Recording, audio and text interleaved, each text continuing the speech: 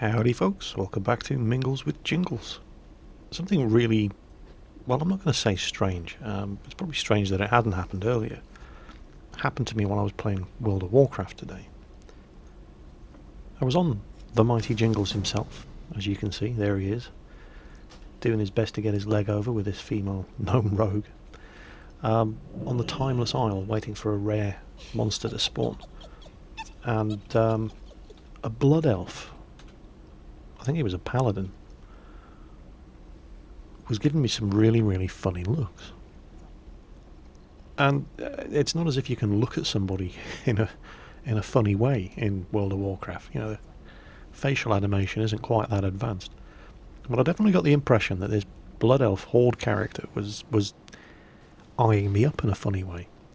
Well, anyway, he disappeared and the mob spawned and we killed it. And a few minutes later, I started getting a private message from somebody who was, judging by the name, clearly a very low-level alliance alt character, saying, "Are you the mighty Jingles by any chance?"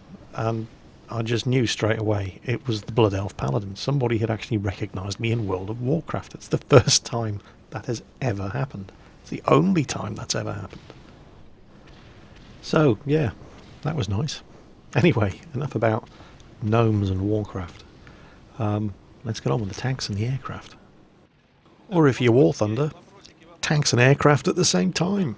That's what all the big news has been about this week. At Igramir, Gaijin unveiled what you're looking at now. Ground combat for the first time in War Thunder, playable by the public. Very rough version of ground combat, but with aircraft involved at the same time. And everybody got very excited about it, and then immediately the flame wars began between the Wargaming and the Gaijin fanboys. And so there's that. Which leads me straight on to the first question from Mingles with Jingles last week. The first question this week is a question that a lot of people have been asking me, and probably asking themselves as well.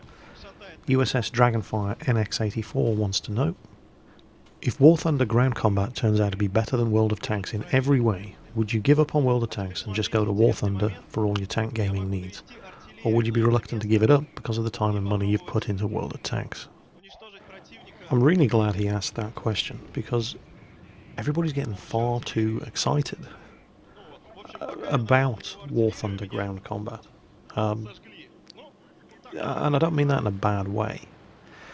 I mean, yeah, it looks great, but what you're looking at Igramir is not what it's going to end up being. It's very early code.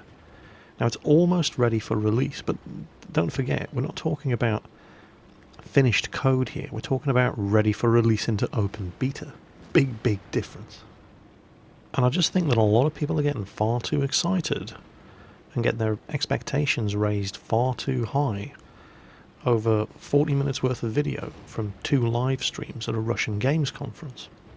Yes, it's great that we're going to get combined arms battles, tanks, aircraft, all fighting on the same map, but lower your expectations, folks. You're not going to get a finished product on day of release. You're going to get open beta on day of release, and it's going to be unbalanced. It's going to be buggy. There's going to be unfinished tank models. There's going to be unfinished tech trees. There's going to be placeholder performance models. There's going to be tanks that don't perform the way people would expect them to. There's going to be all sorts of problems. And you need to understand that, because people are getting their expectations raised far too high. People are already saying, that's it, World of Tanks is dead. It really isn't. Judging by some of the comments in the videos that I've put up, you'd think that Wargaming had already gone bankrupt. It's still early days for tanks in War Thunder. I have no doubt that it's going to be fun. I have no doubt that it's going to be great. I doubt that it's going to be great the day it gets released, however. This is all I'm saying. But that's not answering the question. The question was, what if tanks in War Thunder is better than World of Tanks in every way? Would I jump ship? No, I probably wouldn't. And probably, well, not just for the reasons that he mentions, because I have invested a massive amount of time, effort and money into World of Tanks, and I enjoy playing World of Tanks. And this is the point that I've always been making with regards to these two games. If they're both good, play them both. There's no reason why you don't have to. They're both free-to-play games. You don't have to spend a penny on either of them, and if you enjoy both of them, play both of them. There's no reason why they can't exist together. And if the fact that they both exist, and they're both pretty much going to be the only tank games on the market, that's great news for us as players, because the competition, there can only be one winner if Gaijin are directly competing against wargaming in the tank market. And that winner's us. And I said exactly the same thing about World of Warplanes.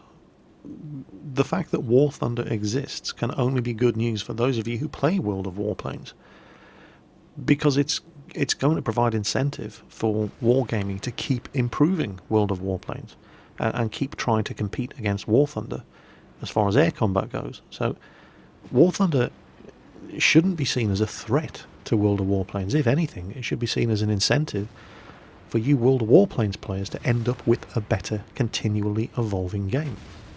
There is literally no downside for any of the players in this arrangement. Exactly the same situation exists with World of Tanks and War Thunder Ground Combat. The fact that War Thunder is now showing off its tank game can only be good news for us World of Tanks players, because it means that wargaming can't afford to sit on their laurels either. You know, they actually have a competitor now. They have to keep making sure that the game evolves. They have to keep improving. They can't just sit on their ass and stick out a new tank destroyer line every 3 months and say, there you go, content. You know, they have to keep on top of their game. It's a win-win situation for the players.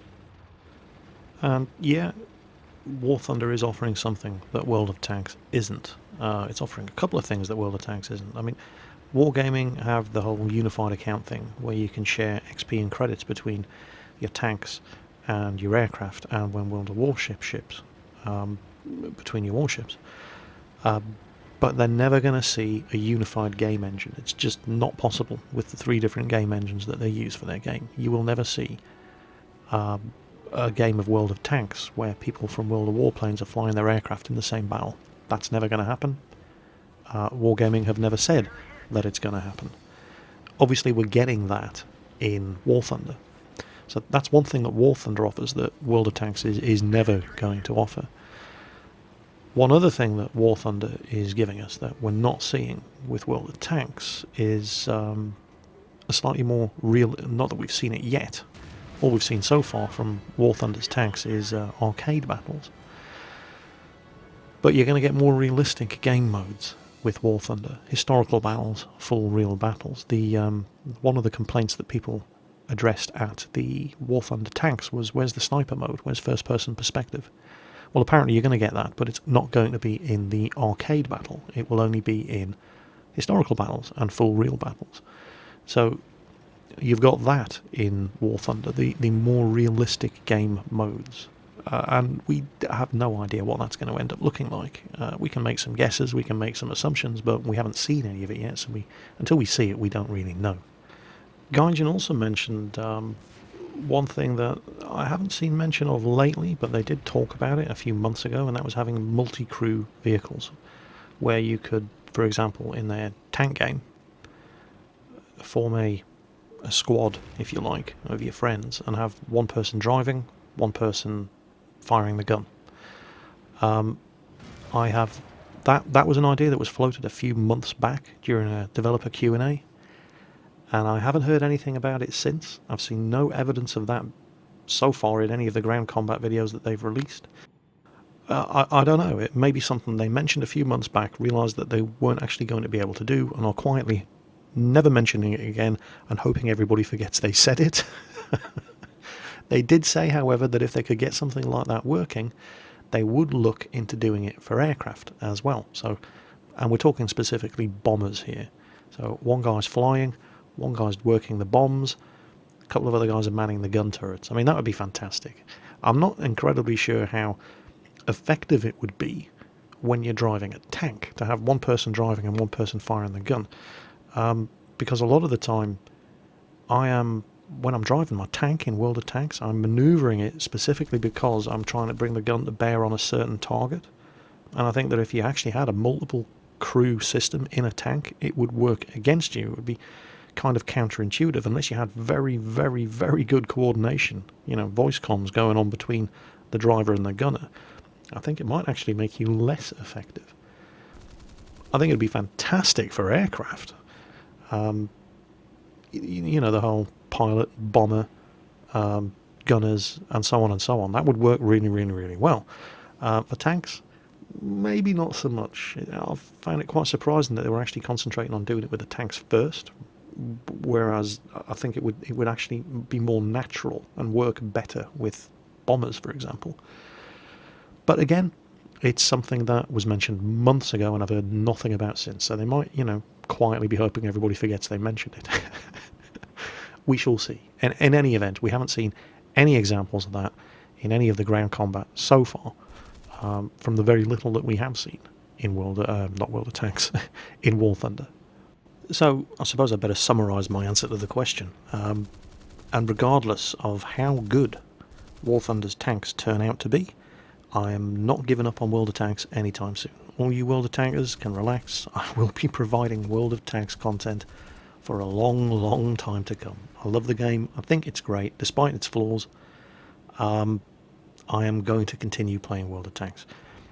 If War Thunder's tanks game turns out to be really, really good, and I fully expect it will, I'll just play them both. And there's no reason why you can't either. If you enjoy them both, play them both. Gaijin have said that they're going to get the tanks out in time for the PlayStation 4 release of War Thunder. And that's scheduled for November. So we're probably looking at being able to play open beta ground combat in War Thunder next month, which is fantastic news.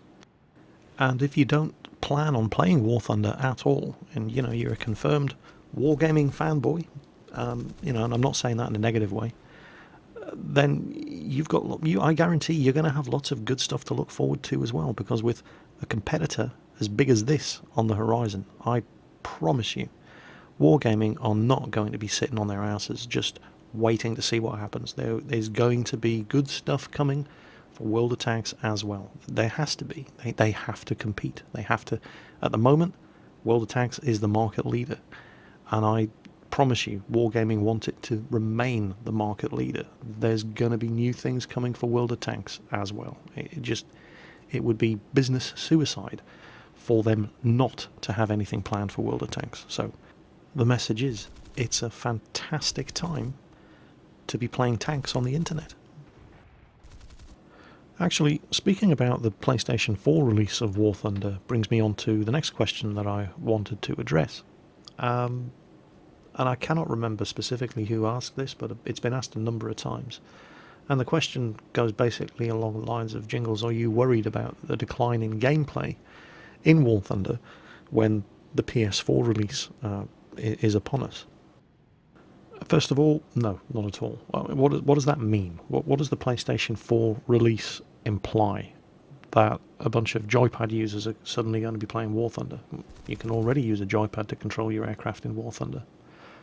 There's no change there. There's nothing different. There's just going to be a lot more joypad users.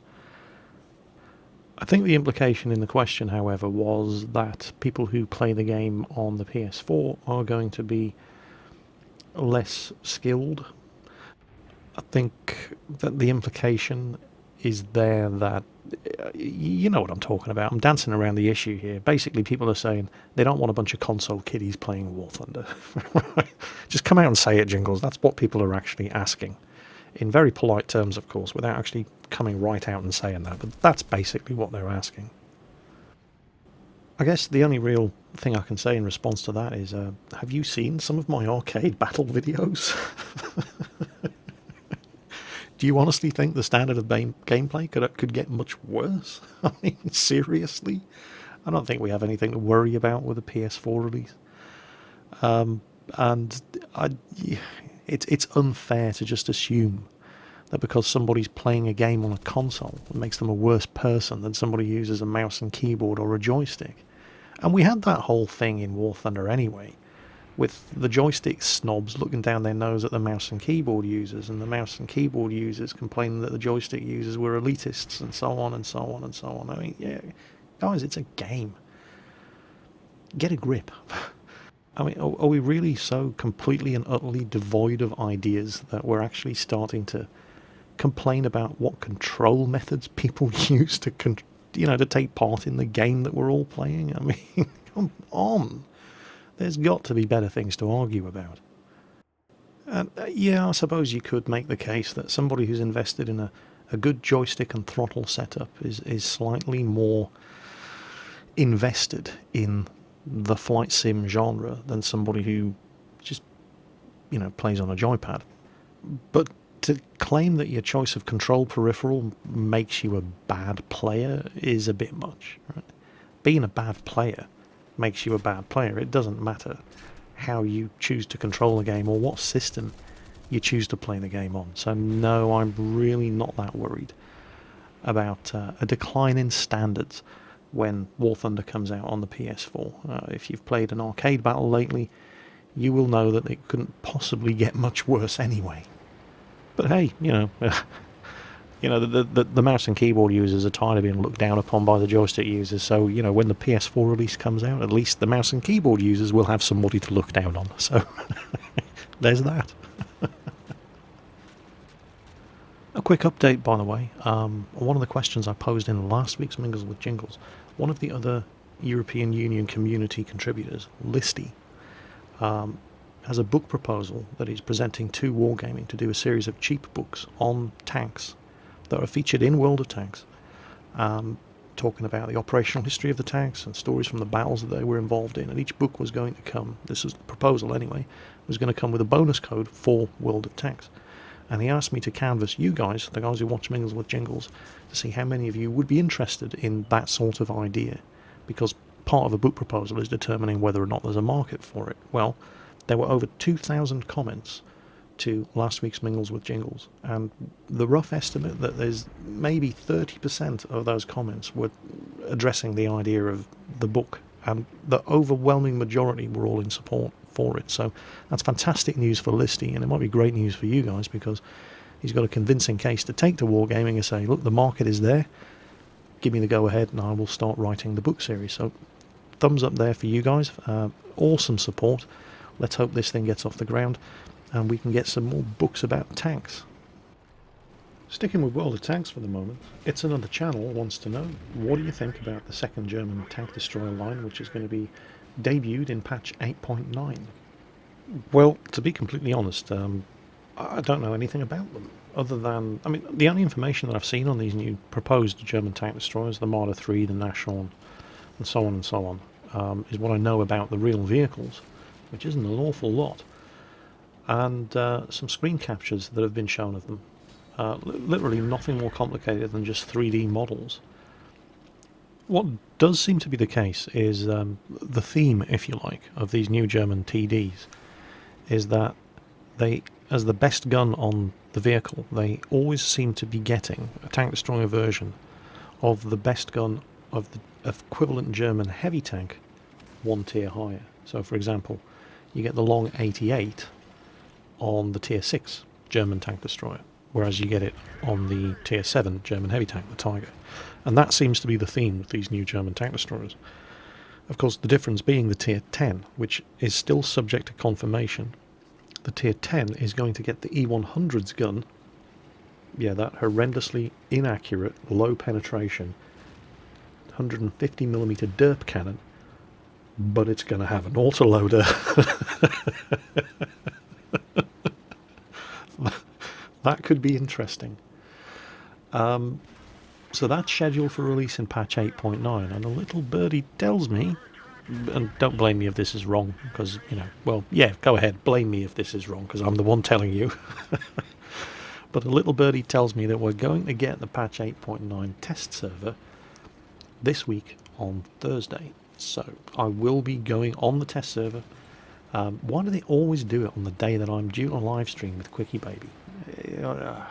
Anyway, so yeah, patch 8.9 test server due out very, very soon, possibly this week on Thursday. I will be getting on the patch 8.9 test server, having a go, bringing you the news as I find it. Actually, speaking of Quickie Baby, that's something else I wanted to mention. And I can't take any credit for this. None of this was my idea. I've been talking to Quickie Baby for a while now about doing some sort of charity event. It was Quickie Baby's suggestion, it was his idea. And we're still working on it, very, very slowly. Every week after the live stream on Thursday nights, we seem to have another talk about doing this charity event. It's going to happen, we just don't know when. One of the things that one of Quickie Baby's live stream subscribers had asked about was the possibility of getting me to shave my beard for charity. And I thought, yeah, why not? And I would even do it on webcam, live, during whatever the charity event would be. You know, provided enough people were prepared to put their hands in their pockets and fork out some cash for charity, then yeah, I'd go ahead and do it. And in fact, what I normally do is I trim my beard every couple of weeks. But since this suggestion was raised, I've on purpose not touched it. Right, I'm letting this thing grow. Ideally, by the time, I mean, I can't give you any sort of time frame of when we're going to do whatever this charity thing is we do. It's probably going to end up being something like maybe a 24-hour live stream, and at the end of it, if I'm still alive, I'll hook up the webcam and shave the beard off as a sort of finale. We'll see. We've got a few ideas about the sort of things that we want to do for this charity event, and but that's definitely one of them. So for the people who were asking about whether or not I was going to shave my beard off for charity, yep, definitely I'm going to do it. I am letting it grow. I'd like to have a beard you could hide a badger in, but I don't think it's going to grow quite that much before we eventually have to whip the shears out and get rid of it. But yeah, I am definitely going to shave my beard off live on Twitch, on Quickie Baby's live stream, at some point in the future, and we're going to do it all for charity. Heading back over to War Thunder for a second, just one thing that I do during the week is whenever an idea pops into my head about something that I want to talk about, and Mingles with Jingles, I quickly stick it in a text document. And I've just realised that, oh, actually, I did think of something this week. I flashed open the text document, and it's to do with camouflage and cover mechanics in War Thunder. Now, see this. Playing World of Tanks here, you can see that the tank that I have the cursor over gets a red outline. Helps you to aim. And you can see tanks popping in and out of view as the tanks that are spotting them get destroyed, and so on and so on and so on. This is one of the things about World of Tanks that causes a large amount of frustration. And it's usually because people don't understand how the camouflage and spotting mechanics work. But even among those people who do fully understand the way things, you know, the mechanics of the game work in World of Tanks, there are people that still think that the camouflage and spotting system is one of the weaknesses of World of Tanks. I am not one of those people. I like the way it works in World of Tanks. I understand how it works. I think it makes sense. But, you know, that's just me. Anyway, talking about War Thunder, and one of the observations that I made in the first War Thunder ground combat video that I did was that we don't know how the spotting mechanics work in War Thunder's ground combat. We don't know how the camouflage mechanics work in War Thunder's ground combat. But it occurred to me in the middle of the week, and I quickly jotted this down in the text file, that there might not be any spotting mechanics or camouflage mechanics in War Thunder's ground combat. What are you talking about, Jingles? Let me explain. A couple of the things that were immediately apparent from watching the live stream from Igramir of War Thunder's ground forces were that, one, there is no red outline around an enemy tank when you have your targeting cursor over that tank. There's none of that. The other thing that I didn't fully realise the implications of when I was watching the live stream, and it was only later on in the week when it suddenly occurred to me, was the massive ranges at which you can actually see enemy targets. And the particular example that I'm thinking of was Ju-87 Stuka dive bomber was circling over the battlefield, and he spotted a tank, and he was at I can't remember the exact altitude, but this tank was at least 1.5 kilometers away. And it was blind luck that the pilot was looking down at the right place and he spotted this very foolish, it has to be said, tank driver in the middle of an open road in broad daylight with dive bombers circling overhead, was just driving along, herpa-derping along without any care in the world. And so the dive bomber pilot did exactly what any dive bomber pilot would do. He dived on him and bombed him, and killed him and drove, and flew off. But the point was that the dive bomber pilot didn't spot this tank because somebody else had spotted him and radioed his location in. He didn't spot this tank because his pilot's keen vision skill was sufficiently high in order to pinpoint him. He only spotted the tank because he was looking in the right place at the right time, and there was an enemy tank driving along there, and he was good enough to spot the movement and take a closer look and realise that there was actually a tank driving along there and it wasn't a friendly and he should drop a bomb on him. Now that has some massive implications. Now we already know from War Thunder's air combat that War Thunder renders every vehicle in the game all the time, regardless of whether anybody can actually see that vehicle or not. Your pilot's keen view skill determines at what range an enemy aircraft gets a target indicator and appears on the radar. But you can still see enemy aircraft even if they haven't been spotted by your pilot. If you're looking in the right direction, you'll see the aircraft. I mean, there'll be specks on the horizon, but you will see the aircraft long before they have been officially detected and painted on the radar by the game. And judging by what I watched in that one particular Ground Forces livestream clip, it seems as if exactly the same thing is happening with the tanks. Now, just making a comparison again to the way the spotting and detection mechanics work in World of Tanks.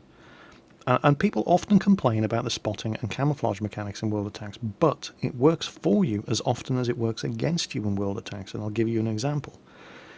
If you are sitting in your tank destroyer, and there are enemy tanks in front of you that you do not have a clear line of sight to, because there's a whole line of bushes, trees, whatever in the way, but you have friendly tanks who do have a direct line of sight on those particular enemy tanks, you can shoot at those enemy tanks. You get a red target outline for those enemy tanks because they're being spotted by your friends. It makes very little sense that you would accurately be able to aim at the weak spots of a tank that you can't even see, but because of the way the spotting and detection mechanics works in World of Tanks, you can absolutely do that as long as somebody else is spotting that tank. There is no solid cover between yourself and that tank, and you're in radio range of whichever vehicle is spotting that target. There's none of that in War Thunder. You need to be able to actually see what you're shooting at. So if the same situation was to occur in War Thunder, there is no need for the camouflage mechanics that exist in World of Tanks, because in the same situation you just wouldn't be able to take a shot in War Thunder because there'd be a whole bunch of trees and bushes. You would not physically be able to see the target you were shooting at. Yeah, you'd know he was there because he would be engaged in combat with other friendly tanks. Because, other tanks were shooting at him and we're in close range to him, you'd see him on the radar. You'd see a tank icon on your radar. You would see the guy's name pop up mixed up with all of the friendly tanks that he was fighting. But you wouldn't see the tank. You wouldn't see the tank unless you could see the tank, unless there was nothing blocking your line of sight. So it's completely different, and it means that there is absolutely no need for complicated spotting and camouflage mechanics in War Thunder's ground combat, because even the arcade battle system is so much more realistic, if you like. I hesitate to use the word realistic, but it just makes sense. If the target is in line of sight, you can see him and shoot at him if you're looking in the right direction and you spot him. And when I say spot him, I don't mean the game decides that you have spotted that vehicle. I mean, if you actually, using your eyes, look and realise that there's a tank over there. wow. And it sounds so obvious, and yet it's just a massive fundamental difference in the way the two games work. I'm not saying one's better than the other, they're just different. You can actually play like that in World of Tanks, by the way. If you press V to turn your UI off, everything disappears. All you see is the game. That's a very, very bad explanation. What happens, right, if you're playing World of Tanks and you press the V button, it turns your UI off. So your aiming indicator, gone. The team lists, gone. You know, the score, gone. Everything. It's literally, in fact, it looks like a War Thunder replay. What you're watching right now, right, there is no UI on the screen whatsoever. You can't see where the friendly tanks are. You can't see where the enemy tanks are unless you're actually looking at them. Right? There's no markers popping up saying, you know, it's this tank with this tier and it's a heavy, it's a light, it's a medium. None of that rubbish. Exactly what you're seeing right now. You can actually play World of Tanks like that just by pressing the V key. I would beg you not to do it if you're in the middle of a random game and you're on my team. But if you're on the enemy team, feel free. You know, knock yourself out. I did actually, Quickie Baby actually did it one night for a laugh on his live stream, and he did the most damage of anybody on both teams. It was just, I hate him. He's just too good. He was playing without a UI. Myself and Ike were actually directing his fire because he didn't have a clue. It was, you literally don't know what's a friendly tank and what's an enemy tank. All you see are tanks. Well, it's not quite as, you know, as basic as that in War Thunder's ground combat. You know, friendly tanks, you see the name and the team of the tank, and you will see a name and team of an enemy tank if, you know, he's been spotted. But in all other respects, it's just like playing World of Tanks without the UI. Totally different way of playing. And, you know, back to what I keep saying about the differences between the two games. It's not better, it's not worse, it's just different. And that's why I think that there's a market for both games. You know, they're not both trying to do exactly the same thing. I mean, they're both tank games.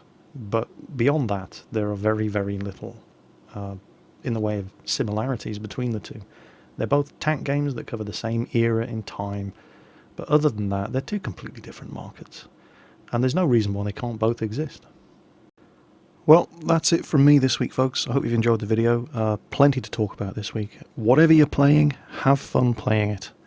As always, take care on that battlefield. Watch your six. I'll catch you next time.